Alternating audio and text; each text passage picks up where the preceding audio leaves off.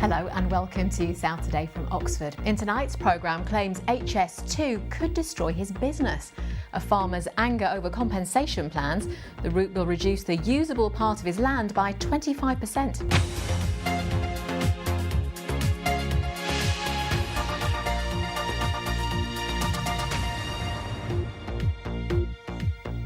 Good evening. Farmers working along the route of the proposed high-speed Turrell line are demanding better compensation to counteract the damage caused to their businesses and offset the value they claim will be wiped off their land when it's built.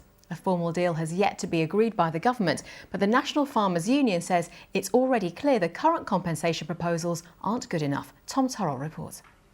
John's family have been running their farm in the shadow of the Chilterns since 1945.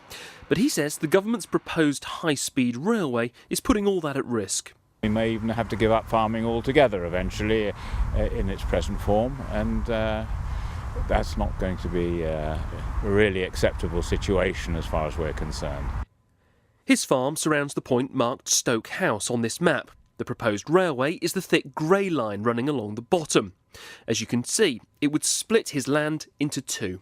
When and if HS2 gets built, it'll cut straight through this Buckinghamshire farm, taking up around 25% of the farmer's land. Whilst the government is planning to compensate John for building here, he argues it won't be enough to offset the damage done to his business as a whole. The aim of HS2, though, is to bring what it describes as the UK's Victorian railways into the 21st century. But the organisation, which represents farmers, says anyone affected should have the value of their land guaranteed. And it doesn't look properly at the value of a property. Why should somebody suffer a loss in the value of their land and property and not be compensated? We're asking for a government promise to buy affected land and property.